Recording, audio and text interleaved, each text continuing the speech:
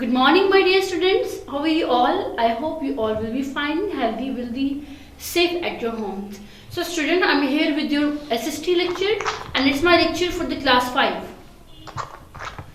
Class 5 students, you all have to take out your social studies. Yes. So, now today we will learn about the lesson number 8.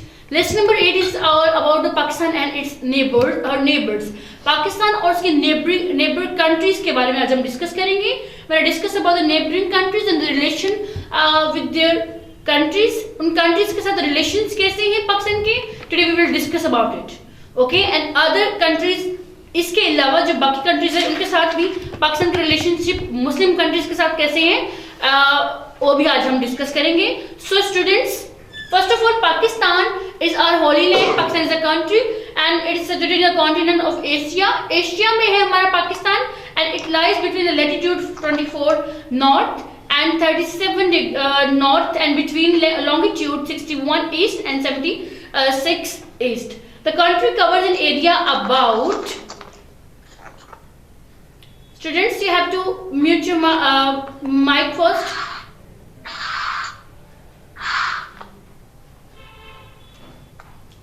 796,095 square kilometer and stretches from the Arabian Sea in the south of the Arabian Plateau in the north. So it is the geography of the Pakistan. ये पाकिस्तान की geography थी.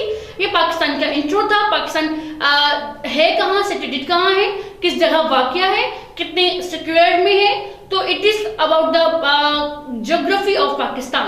In the west, Pakistan is bounded by 800 km of desert along the Iranian border and by the 2200 km border with Afghanistan. So Iran and Afghanistan is the neighbor of Pakistan. In the north में क्या है, a narrow 15 km strip of Afghanistan separates Pakistan from the Central Asian Republic of Tajikistan, and to the northeast the Great Karakoram range form the border with China.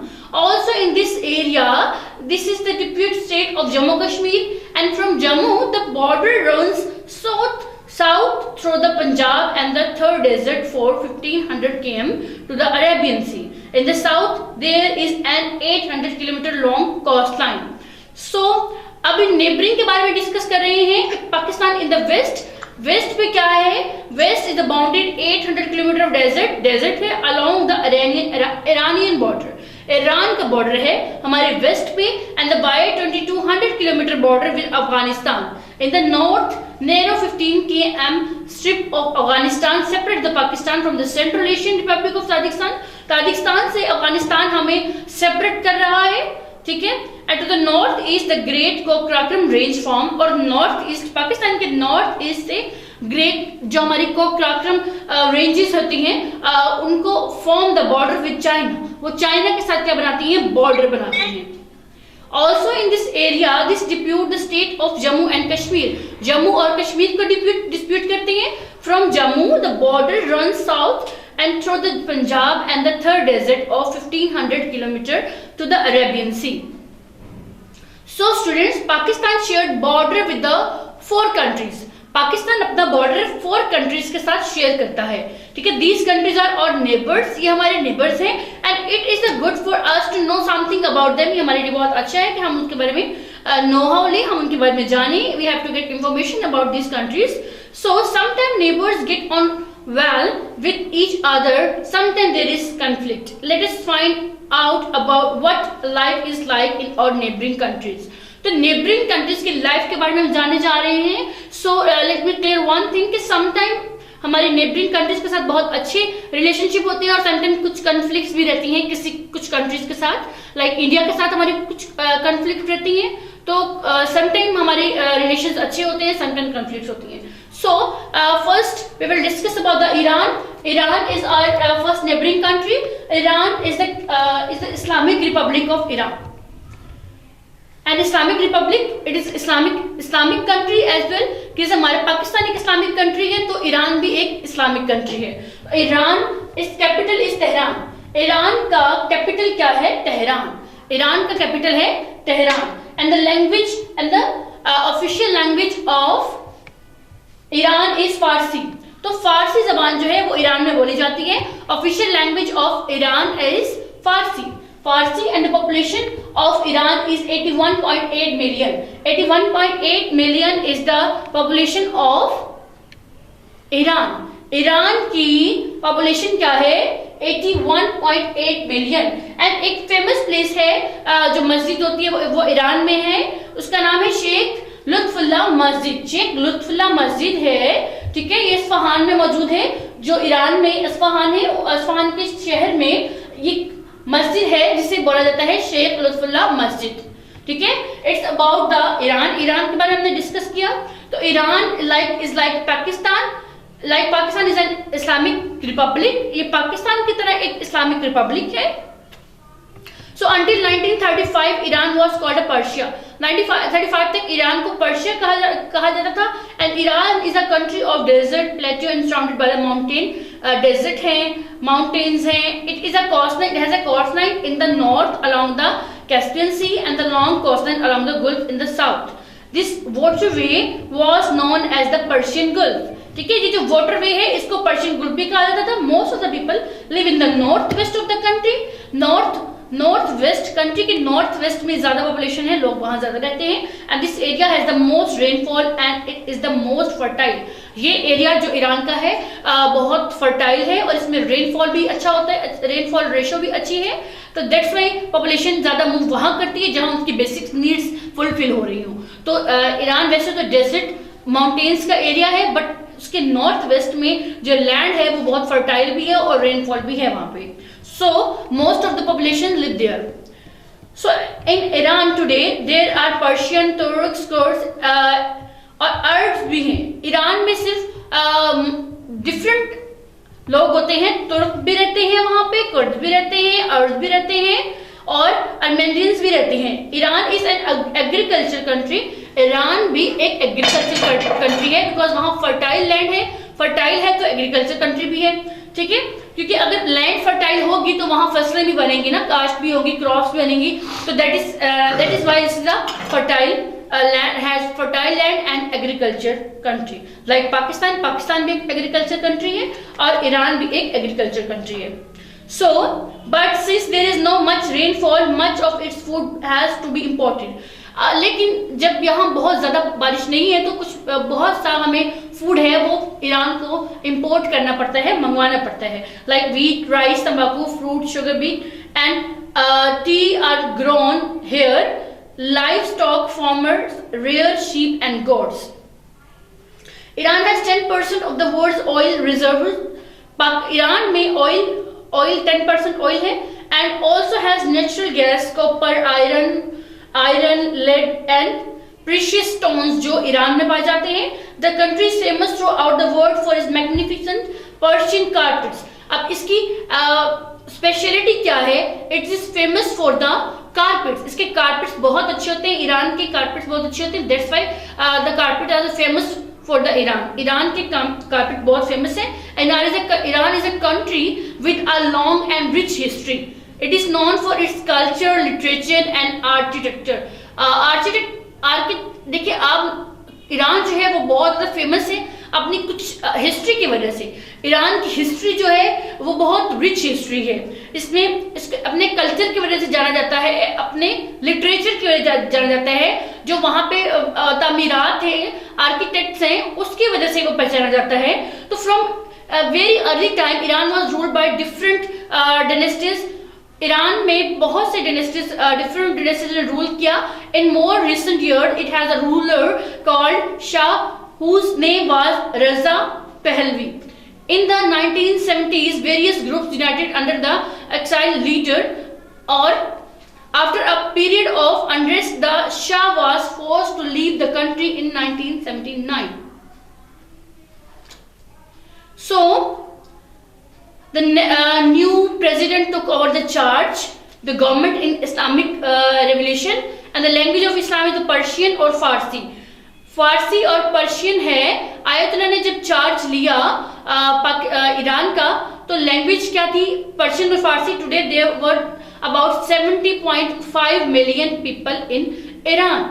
70.5 million people in Iran, and the capital is Tehran. There are also other important cities also that you can see on the map. So students, 70.5 जो language ये हमारी population है जो different change होती रहती है, after some time population को count किया जाता है तो उसके बाद वो पॉपुलेशन डिफरेंट बताती है, ठीक है।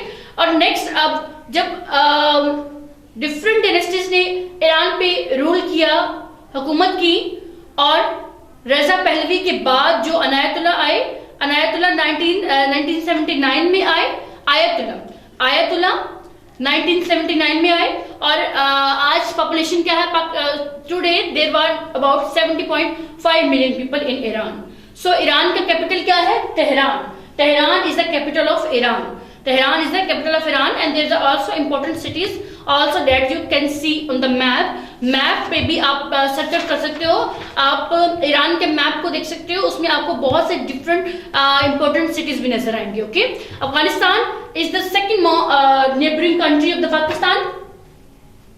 Afghanistan, the flag of Afghanistan is the flag of Iran. ये ईरान का फ्लैग है और ये अफगानिस्तान का फ्लैग है, ठीक है। Country of Afghanistan, country is Afghanistan, it's capital is Kabul. Afghanistan के कैपिटल कौन सा है, काबुल है। And the language is Pashto, दारी और पश्तो। पश्तो और दारी is the language of Afghanistan, and population is 37.17 million. 37.17 million is the population of Afghanistan, and here is the great mosque of Abdul Rahman in Kabul. Kabul, in the capital of Afghanistan, there is a big mosque of that is called Great Mosque Abdul Rahman. Great Mosque Abdul Rahman is in the Kabul, the capital of Afghanistan. Afghanistan के capital में कौन सी mosque है, the great mosque Abdul Rahman. So Afghanistan is the mountainous country, ये भी mountainous country है। It has cold winters and the summer season is hot and dry. Winters तो बहुत cold होती हैं, but the summer season is very hot and dry because it is mountainous country. That's why the population of Afghanistan is mixed up of groups such as the Pashtun, Tajiks और Uzbeks. बहुत से इनमें भी जो अफगानिस्तान में भी जो population रहती है वो डिफरेंट है, ठीक है। इसमें डिफरेंट पश्तून्स भी रहते हैं because it is the central position travellers has pass through this land for thousand of the year. All the major routes from the middle east to subcontinent pass through the Afghanistan. Because ये Afghanistan is in the centre, ये centre में है, इसीलिए कहीं किसी भी road को यहाँ से गुजर के जाना पड़ता है। Travellers have to pass the Afghanistan to reach their way. अपने रास्ते तक जाने के, अपनी मंजिल तक पहुंचने के लिए उन्हें कहां से गुजरना पड़ता है, फ्रॉम द अफगानिस्तान। उन्हें अफगानिस्तान से अपने रूट्स को ले जाना होता है because from middle east to subcontinent pass through the Afghanistan. In 13th century Afghanistan was a part of empire of the great Mongol ruler Genghis Khan। अब चंगेज खान 13th सेंचुरी में वो हुक्मरान थे वहां पे। It became a strong country under the Ahmad Shah Durrani in 1747 and the later come under the influence of the British. अब इसकी history है, फर्स्ट ये मंगोल से पास था, Mongol ruler Genghis Khan, and then Shah Durrani, and then ये ब्रिटिश की हुकूमत में आ गया, इन्फ्लुएंस बाय।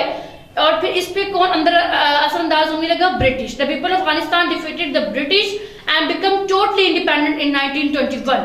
1921 में अफगानिस्तान के लोगों ने जो है वो वॉर में उसको डिफीट किया। ब्रिटिश को डिफीट करने के बाद एक अपना इंडिपेंडेंट कंट्री उनके पास उन्हें मिला, उन्होंने हासिल किया इन 1921। The Russian also showed a great interest in this region. In 1979, the USSR occupied Afghanistan for 10 years, and there was unrest and war as Afghans fought against the Russian. उसके बाद Russia ने हुकूमत करनी चाहिए 10 साल। तो अफगानिस्तान के जो अफगान्स थे, जो लोग थे, उन्होंने बहुत ज़्यादा स्ट्रगल किया उनके खिलाफ। उन्होंने बहुत ट्रबल थी, वॉर थी। पहले उन्होंने ब्रिटिश से वॉर की, जंग की, उन्हें डिफीट किया। फिर वहाँ किसकी हुकूमत, अब कौन आ गया, देन रशिया ने अटैक किया अफगानिस्तान पे। 10 इयर्स उन्होंने अपनी इन्फ्लुएंस वहाँ शो की और 10 इयर्स वो वहाँ रहे। और उस ड्यूरिंग में अफगान्स ने उनके साथ जंग की और उन्होंने Afghanistan is again an independent. In 1989 में दोबारा से Russian began to withdraw. Russia ने अपनी फौजें वापस बुला ली, and then there has been a lot of trouble in the land specially 1989 में दोबारा से अफगानिस्तान जो है वो दोबारा से एक इंडिपेंडेंट कंट्री बन गया. Today Afghanistan is again an independent country, but there has been a lot of troubles in this land. अभी भी इस लैंड में बहुत ज्यादा ट्रबल्स हैं. पहले ब्रिटिश, देन रशियन, और अभी भी अफगानिस्तान को इंडिपेंडेंट होने के बाद भी बहुत ज्यादा ट्रबल्स इस लैंड में हैं. And especially after September 2001 when it was attacked by the USA and America के अटैक के बाद, and after 2002 a new government was put in place. 2002 के बाद एक न्यू गवर्नमेंट आई जब यूएसए ने अब इस कंट्री पे, अफगानिस्तान पे किस किस का प्रेशर रहा? First British, then Russia and then now USA, America. The country has suffered a lot of destruction and damage. Many Afghans left the country because of the fighting in the 1980s, and again after 2001 hundred of thousand come to live in Pakistan.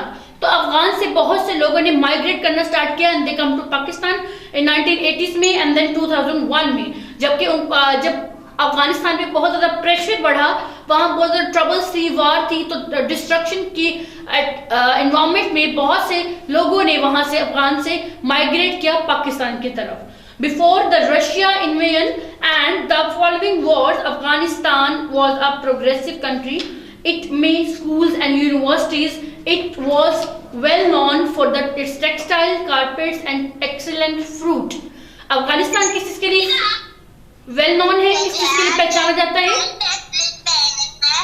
For the textile, carpets and excellent fruit. It exported lambskins, fruit, cotton, wool, carpets and natural gas. Natural gas was discovered in 1970s and brought in quite a lot of money for the country. अब natural gas जो इधर discover की गई, उसने बहुत अपने country के लिए बहुत ज़्यादा अर्न किया, अपने कंट्री पे फाइनेंशियल स्ट्रॉन्ग किया. So the official language of Afghanistan are Pashto and Dari Persian. The population is about 32 million and the capital city is Kabul. Kabul इसका कैपिटल सिटी है, पॉपुलेशन 32 मिलियन.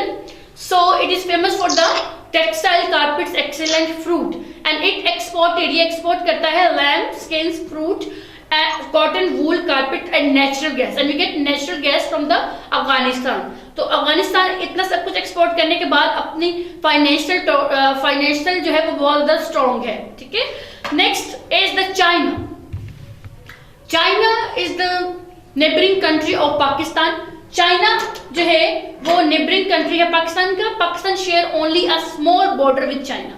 पाकिस्तान चाइना के साथ एक small border share करता है. The mountain and its border region are the Karakoram, which are very high and very beautiful. In 1978 the Karakoram highway was opened. 1978 में Karakoram जो highway थी उसको ओपन किया गया and then connected Pakistan and China, और पाकिस्तान और चाइना को उस कराकोरम के उस हाईवे के जरिए कनेक्ट किया गया.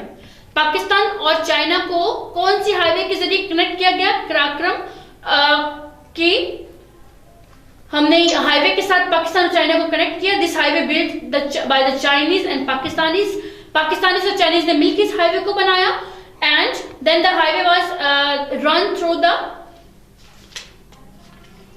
which is 4,693 meters high, 4,693 meter high. Pakistan and China have strengthened their relationship through CPEC, mean China Pakistan Economic Corridor.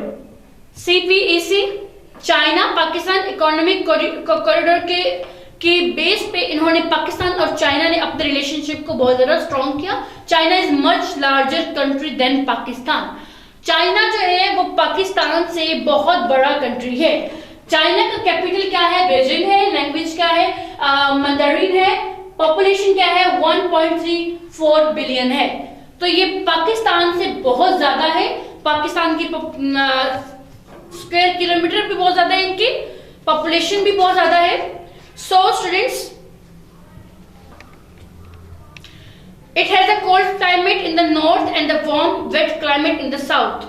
North में इनका क्लाइमेट बहुत ठंडा होता है और wet climate in the south. The world famous Gobi Desert in the west of the country.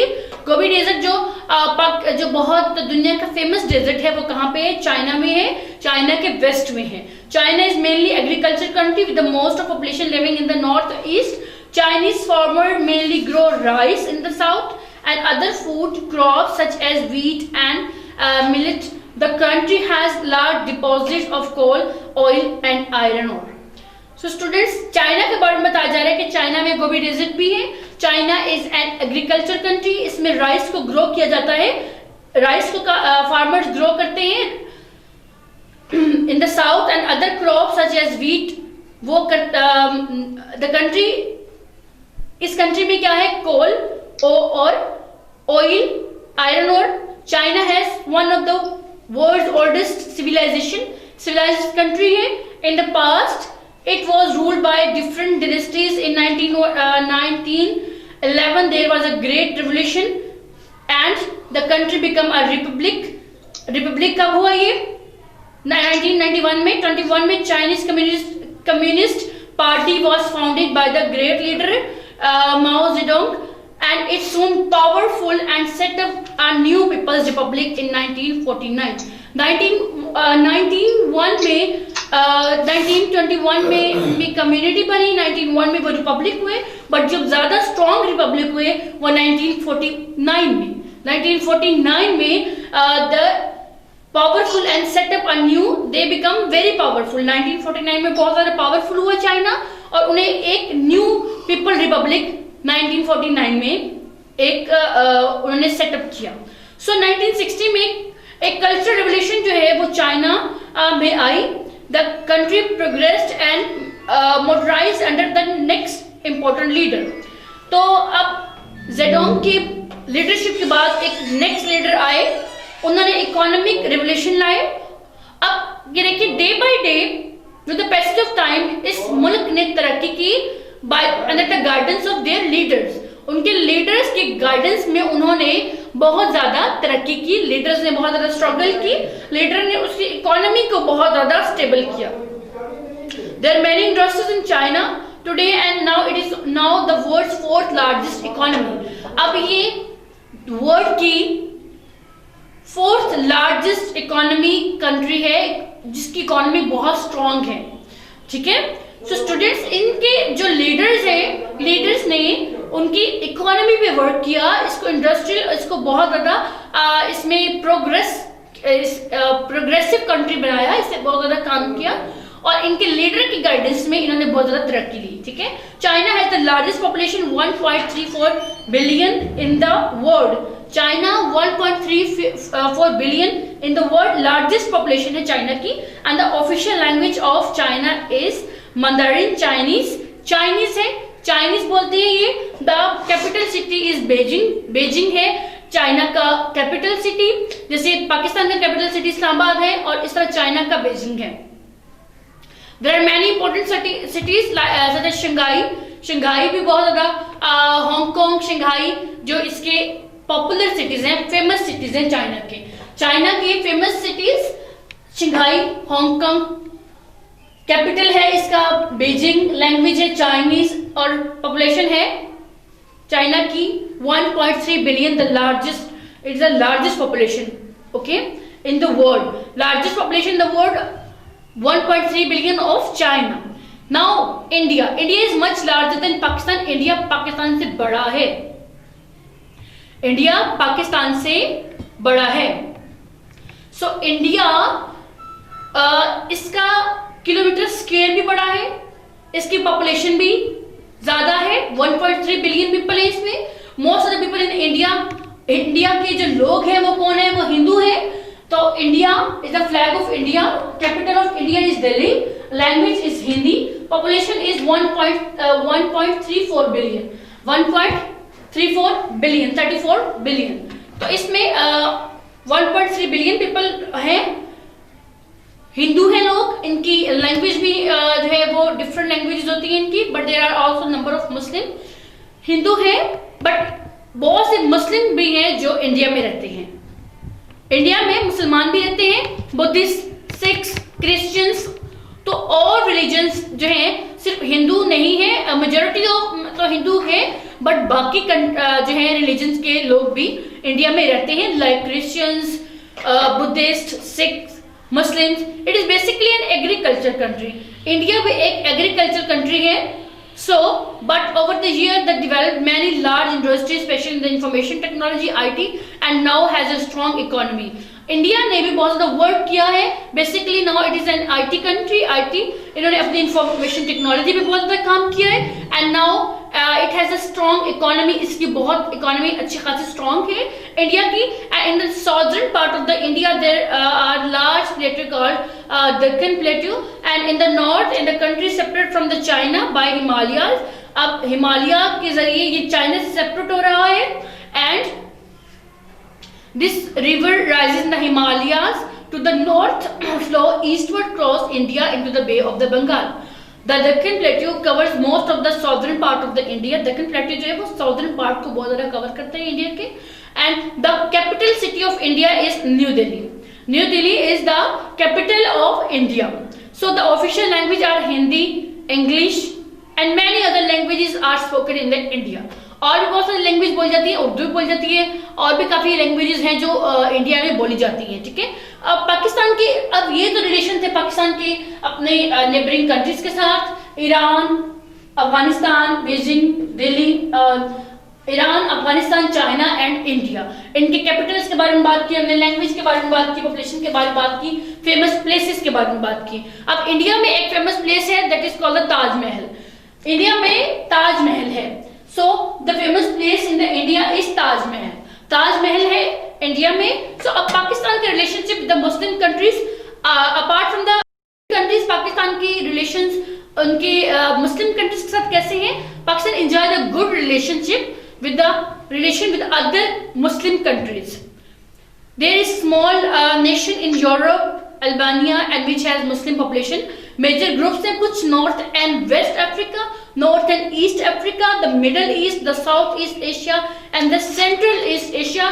इनमें जो भी हमारे countries हैं, इन countries के साथ पाकिस्तान के relations, they all are member of Organization of Islamic Cooperation (OIC), which meets from time to time talk about their problems they are facing. अभी सारे जो मुस्लिम कंट्रीज हैं, you can see on your book page number 73, north and west Africa, north and east Africa, the middle east, south east Asia and central Asia. इसमें countries हैं north and west countries में Morocco और Tanzania, Gambia, Nigeria. North east Africa में Libya, Egypt, Sudan, Somalia. और middle east में Turkey, Syria, Jordan, Iraq, Kuwait, Saudi Arabia, Qatar, Bahrain. और इस तरह के सारे कंट्रीज के साथ पाकिस्तान के रिलेशन, ये सारे मेंबर्स हैं किसके? ओआईसी के. ओआईसी के मेंबर्स, ओआईसी क्या है? ऑर्गेनाइजेशन ऑफ इस्लामिक कॉपरेशन की. और ये सब लोग मिलते हैं आपस में, सारे कंट्रीज के जो होते हैं डेलीगेट ये करते हैं, जब टेबल टास्क करते हैं, ये बैठते हैं अपने प्रॉब्लम्स को डिस्कस करते हैं. जिस कंट्री को जो प्रॉब्लम होता है वो इस ऑर्गेनाइजेशन में डिस्कस करते हैं. They are all member of the OIC, organisation of Islamic cooperation, which meets from time to time वो मिलते हैं और अपने प्रॉब्लम्स को डिस्कस करते हैं. By working closely together these countries have made progress in many fields. In countries ने बहुत सी प्रोग्रेस की है बहुत सी फील्ड में. सो अब हम बात करेंगे इंटरडिपेंडेंस की. इंटरडिपेंडेंस क्या है? इंडिपेंडेंस के हम किसी पर डिपेंड कर रहे होते हैं. हम सब किसी न किसी पे डिपेंड, किसी न किसी चीज पे डिपेंड कर रहे होते हैं. हमारे सारे कंट्रीज जो हैं एक दूसरे पे डिपेंड कर रहे होते हैं. कुछ इंपोर्ट करना हो या एक्सपोर्ट करना हो, अगर हमें कुछ इंपोर्ट करना होता है हम चाइना से इंपोर्ट करते हैं, चाइना कुछ इंपोर्ट करना तो पाकिस्तान से. तो हम सब लोग एक दूसरे पे, हम सारे कंट्रीज एक दूसरे पे हम डिपेंड कर रहे होते हैं. इंटरडिपेंडेंस इज द रिलायंस और डिपेंडेंस ऑफ टू और more individual on each other. तो हम रिलाय कर रहे होते हैं एक दूसरे पे. In today's world the dependence has increased even more. Each of us depends on others to fulfill their needs. हम एक दूसरे पे डिपेंड कर रहे होते हैं अपनी नीड्स को फुलफिल करने के लिए. So let us take an example of wooden furniture. हम एक वुडन फर्नीचर की एग्जांपल लेते हैं. It is made by a carpenter. इसे कारपेंटर बनाता है. So we depend on a carpenter to fulfil our need of furniture. Need for furniture हम भी किस पे डिपेंड कर देते हैं? हम कारपेंटर पे डिपेंड कर रहे होते हैं. And the carpenter depends needs clothes for which he depends on tailor. अब कारपेंटर को कपड़े चाहिए होते हैं, देन वो डिपेंड कर रहा होता है टेलर पे. and the tailor needs the sewing machine which is made by the factory. अब मेड वो मशीन जो चाहिए होती है वो फैक्ट्री में बन रही होती है। Everybody depends on the farmer. फिर हम फार्मर पे डिपेंड करते हैं टू ग्रो और फूड। फार्मर हमारे लिए खाना बनाते हैं, फूड बनाते हैं, ग्रो करते हैं, but the farmer need tailors and carpenter needs machinery. सबको मशीन चाहिए होती है एंड और interdependence is clear to see. अब हम देख सकते हैं कि हम किस किस चीज पे डिपेंड कर रहे हैं। Nobody can produce everything they need by themselves. We are interdependent. We all are interdependent. हम खुद अकेले से सब कुछ नहीं बना सकते. Just like people, countries also depend on one another. Their requirements and needs in the form of goods and services of one country can be met by purchasing these from another country, and this is one reason why countries need to maintain good relations with each other. तो this is the main reason कि countries को आपस के उनके जो ताल्लुकात होने चाहिए, relations होने चाहिए, they must be so good, बहुत अच्छी होनी चाहिए, because हमें अपनी basic needs को fulfill करने के लिए एक दूसरे पे depend करते हैं। We all interdependent countries और ईच अदर हम एक दूसरे पे इंटरडिपेंड कर रहे होते हैं कि हमें कुछ भी चाहिए होता है तो हम दूसरों की हेल्प चाहिए हमें। हम सब कुछ अपने कंट्री में नहीं बना सकते। We have to export something and import. हमें एक्सपोर्ट भी करना होता है और इम्पोर्ट भी करना होता है। एक्सपोर्ट करते हैं हम अपने कंट्री को फाइनेंशियल स्ट्रॉन्ग करने के लिए और इम्पोर्ट करते हैं हम अपनी नीड्स को फुलफिल करने के लिए। So students, I hope you have understand about this lesson. Is it clear now? अब ये लेसन आपको क्लियर है? Okay, thank you students. अब आपको इसको लर्न करना है। आपने ईरान, अफगानिस्तान, चाइना और इंडिया के मैप को क्लियर करना है, इसको देखना है। आपने इसके फेमस कंट्रीज के बारे में भी नो लेनी है, ठीक है? So now is a work page on page number 75 and the question answers on page 74. You have to solve the question answers from taking the help from your notes. So you are requested to come to this main branch for collecting your notes. अपने notes collect करें आप school से ताकि आप ये question answers अपनी notebooks पे solve कर सकें. So the work page number 75. Here are the flags of some countries: Chinese flag, Iranian flag, and Indian flags. And you have to solve the blanks. You have to solve the information about the country, capital, official language and population, about the things that grown and made here. तो ये special इनके famous leaders के बारे में भी आपने लिखना है। You can take help from the notes और अब जब आप इसकी क्लीनली रीडिंग कर चुके हैं, so you are able to do this. आप इसे खुद से कर सकते हैं। So students, you have to learn this lesson number 8, Pakistan and और नेबरिंग कंट्रीज, नेबर्स। आपको इस लेसन को लर्न करना है एंड सॉल्व करना है। Thank you so much, take care, अल्लाह हाफिज।